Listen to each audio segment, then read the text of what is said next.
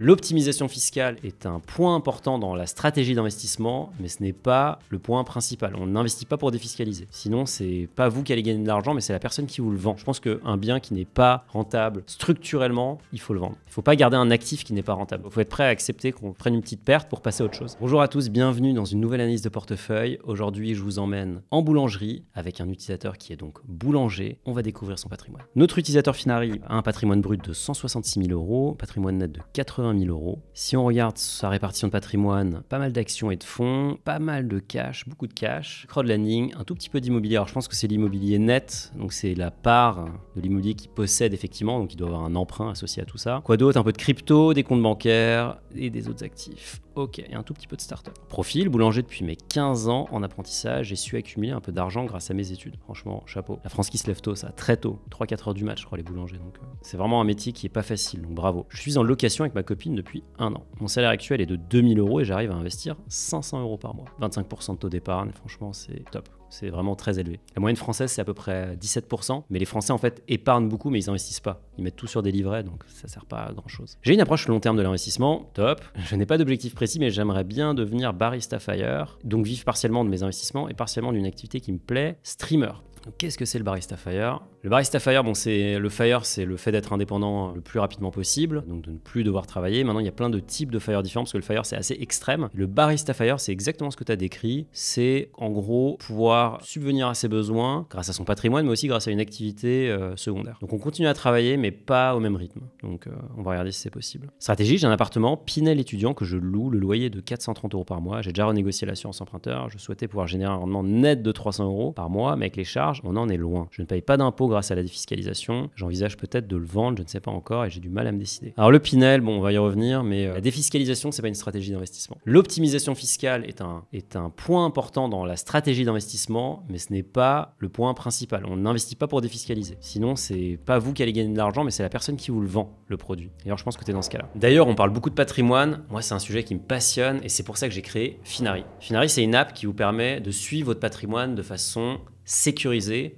et hyper simple. En gros, vous pouvez connecter votre PEA, votre assurance vie, votre banque. On gère plus de 20 000 établissements, donc c'est vraiment exhaustif. En plus, vous pouvez ajouter l'immobilier, la crypto, les startups. Vous avez tout au même endroit. On calcule vos performances et on vous fait des suggestions pour améliorer votre stratégie et atteindre plus vite vos objectifs. Donc si ça vous intéresse, rendez-vous sur finari.com ou téléchargez l'appli, c'est gratuit. Donc vraiment profitez-en. On retourne à la vidéo. Depuis peu, je maximise mon PEA via ETF, top, alors qu'avant je jouais la carte de la diversification, crowdfunding, IMO, crypto et encore avant je découvrais le monde des actions sur eToro. Donc là on voit le cheminement, t'es parti plutôt pour jouer à la base et après tu t'es mis sur des basiques, les ETF. Très bien. J'ai un bon PEL qui servira à une future RP, ok on va regarder. J'ai également des skins de jeux vidéo qui valent 4000 euros. Ils ne font qu'augmenter depuis leur existence, mais il y a énormément de frais à la revente. J'ai joué à Counter-Strike et compagnie, donc on va voir ce que c'est comme skin, de quel jeu il s'agit. En tout cas, je ne savais même pas que c'était un gros marché maintenant. Je ne pratique pas le DCA. Ok, intéressant. Pourquoi? On ne le saura jamais. Donc, on commence par tes livrets. Alors, premier truc intéressant, c'est que tu as un PEL, tu nous l'as dit, il y a beaucoup d'argent dessus. On va regarder. Alors, a priori, il date de 2017, si je lis bien ce nom.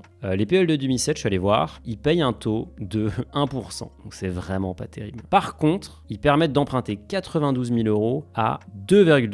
Donc, ça, c'est pas mal. Pourquoi? Parce que les taux actuels, là, je vous mets les taux à 20 ans. Bah, en fait, là, c'est simple, on est à 3,3%. Allez, même plus. On est à 3,8% en moyenne sur 20 ans. Donc c'est beaucoup. C'est beaucoup. Là, tu as vraiment un beau levier alors que c'est que 92 000 euros. Donc je sais pas combien coûterait ta RP. En tout cas, tu as bien raison de le garder. Maintenant, il y a un truc qui est intéressant, c'est que tu as un LEP. Le LEP, le livret d'épargne populaire, il paye 6,1%. Donc il bat l'inflation. Enfin, en gros, il paye l'inflation. Donc là, moi, j'irais quand même blinder ce LEP. Le plafond, c'est 7 700 euros. Tu as de la marge encore. D'ailleurs, si vous n'en avez pas et que vous avez un petit revenu, donc quand on est célibataire, c'est à peu près 22 000 euros. En couple, je crois que c'est 25 000 ou 26 000. Regardez si vous êtes éligible parce que ça peut être intéressant. 6,1%, c'est le double du livret A. Donc vraiment pas mal. Actions et fonds, tu nous as dit tu as un PEA, donc tu as des ETF, effectivement. Ta plus grosse position, c'est un BNP Easy S&P 500. Après, tu as du Russell, ça c'est du small cap, Eurostock 50, du Nasdaq, Emerging Markets, pas mal de choses. Donc si on regarde là, bon, ça reste quand même principalement de l'ETF. Et après, tu as un peu de stock pick, tu as acheté du Adidas, tu as du Navia, je ne sais pas ce que c'est. Regardez ce que fait Navia. Navia, ah oui, c'est une société de voitures autonomes. J'en avais parlé d'ailleurs sur le plateau de BFM avec l'excellent François Chollet. Alors je crois qu'ils vont pas très bien, je suis pas sûr, mais il me semble que c'était pas terrible. Regardez le cours en bourse. Ah oui, la cotation a l'air d'être suspendue carrément. Donc a priori, voilà, ils ont été repris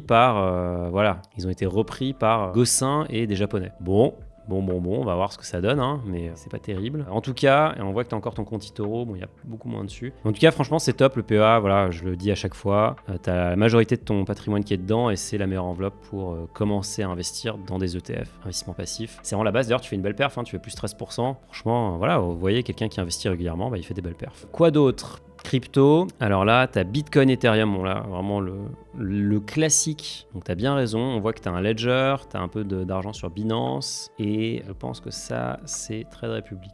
Mais en tout cas, assez classique. Tu as ton fameux Pinel. Alors le Pinel, qu'est-ce que je pense du Pinel ? Pas grand-chose, j'avoue. Il y a un excellent article de mes amis Avenue des investisseurs, que je salue, qui explique en fait pourquoi c'est pas un bon investissement. Alors il y a des bons Pinel, oui, ça existe, mais c'est hyper minoritaire. Pourquoi ? Parce qu'en fait le Pinel, c'est un dispositif qui vous permet de bénéficier d'une réduction d'impôt si vous achetez un bien neuf, qui respecte tout un tas de conditions. Vous avez notamment un loyer qui est capé, vous êtes dans certaines zones, vous êtes obligé de construire avec certaines normes. Donc c'est toujours les normes les plus élevées, parce que c'est des logements qui sont assez qualitatifs. Vous êtes obligé de louer à certains types de locataires, vous êtes obligé de garder le bien certaines durée sous peine de pénalité et de remboursement de l'avantage fiscal. Et donc il y a une étude qui est sortie de l'inspection des finances, hein, c'est pas moi qui l'ai inventé. Et donc là on voit l'étude, et donc il y a ce tableau qui est vraiment choquant. Donc si on dit que l'immobilier augmente de 1,6% par an, et on compare un Pinel avec l'immobilier ancien, en prenant tout en compte, l'avantage fiscal, la revente, etc., on voit que c'est beaucoup moins intéressant. C'est tout simplement 3 fois moins intéressant de faire un Pinel. En fait, il n'y a aucun cas dans lequel le Pinel est le plus rentable, sauf si le marché baisse de 3%, enfin 2,8% par an, donc sur 9 ans. Hein. Donc c'est quand même costaud, c'est jamais arrivé. Mais sinon, c'est toujours moins rentable de faire un Pinel. Donc est-ce que tu dois revendre ton Pinel ? Le problème, c'est que si tu le revends, tu vas avoir des pénalités, et si tu l'as depuis moins de 9 ans, ce qui j'imaginais le cas, tu vas devoir rembourser une partie de l'avantage fiscal, voire tout. Donc il y a tout un tas de modalités. Je trouve un article qui est pas mal, mais là on en parle. Voilà, ça dépend en fait de la réduction d'impôt que tu as eu à l'origine. Est-ce que c'est sur 6 ans ? Est-ce que c'est sur 9 ans ? Est-ce que c'est sur 12 ans ? Regarde bien ça. En fonction de ça, ouais, ça peut être intéressant de le revendre, parce que l'avantage fiscal, c'est pas la solution. Il faut mieux avoir un bien qui est sain et qui te rapporte de l'argent, qui a un bon cash flow, plutôt qu'un bien qui va t'économiser des impôts mais qui va te coûter de l'argent tous les mois. Ça peut être une option, surtout que ça va te libérer de la capacité d'emprunt, tu vas pouvoir remettre dans autre chose. Petite pause, j'ai remarqué que vous étiez 65% à ne pas être abonné à la chaîne, ce qui est dommage parce que toutes les semaines, je sors une vidéo comme celle-ci dans laquelle j'analyse un patrimoine. Je sors aussi des vidéos dans lesquelles je reçois des experts, on parle d'investissement sans tabou, on vous donne de la vraie valeur ajoutée pour mieux gérer votre patrimoine. Donc abonnez-vous, activez la cloche et vous serez les premiers informés des prochaines vidéos.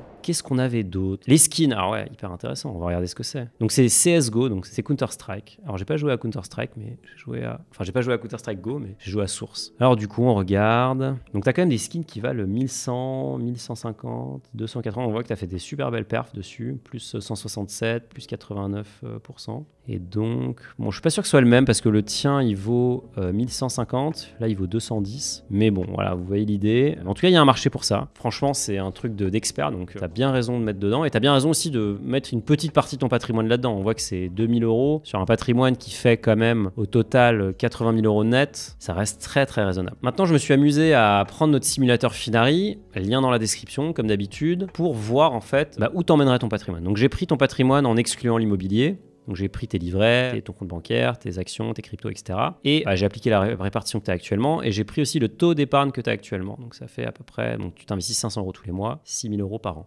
Et donc, je me suis dit que tu allais investir 80% en bourse, 20% en crypto. Et donc, on voit que dans 20 ans, tu serais à 300 000 € de patrimoine, ce qui est vraiment pas mal. Et 1 000 € de revenus passifs, ce qui est quand même relativement conséquent. Donc, sur ton profil, je pense que tu as un profil qui est quand même assez équilibré. Là, tu te poses la bonne question qui est qu'est-ce qu'il faut faire de ce Pinel ? Regarde les conditions et ensuite décide en fonction. Moi, je pense qu'un bien qui n'est pas rentable structurellement, il faut le vendre. Il ne faut pas garder un actif qui n'est pas rentable. Juste parce qu'on l'a acheté, voilà, faut être prêt à accepter qu'on prenne une petite perte pour passer à autre chose. L'autre question à te poser, c'est est-ce que tes livrets et ton PEL vaut le coup ? Alors, ils payent 1%, t'empruntes à 2%. Il faut voir à quel quel horizon tu veux faire ta RP. Peut-être que tu peux arbitrer ton PEL vers ton LEP, mais en tout cas, ce qui est sûr, c'est que le LEP est plus intéressant en termes de taux. Et ce qui est sûr, c'est qu'aussi, les 26 000 euros, si tu les investis en bourse, plus du tout le même rendement. Mais tu as posé les bases, franchement, bravo. Bravo aussi d'avoir commencé à épargner si jeune, à 15 ans, franchement, respect, c'est top. J'espère que ça t'aide. Si tu as des questions spécifiques sur le Pinel, ça va être l'instant promo, mais franchement, regarde, on va aller sur la communauté Finari, on vous remet le lien. Regarde le nombre de sujets qu'il y a sur le Pinel. Donc, c'est vraiment, tu trouveras plein de bonnes réponses et de gens qui n'ont rien à te vendre, mais qui ont souvent fait des Pinel et qui ont aussi leur histoire à partager. Donc, on vous met le lien là. Ça peut vraiment être intéressant de leur poser la question. J'espère que ça t'a aidé. J'espère que ça vous a aidé. Si vous aussi, vous voulez que j'analyse votre patrimoine, ça se passe ici. Lien dans la description. En attendant, je vous souhaite des bons investissements. Investissez passivement. Prenez votre temps. L'investissement, c'est le temps long. On est là pour gagner de l'argent, mais sur le long terme, on accepte que ça va pas aller en ligne droite. Voilà, on prend notre temps, mais ça va bien se passer. Je vous souhaite une bonne journée. Je vous dis à très vite. Ciao.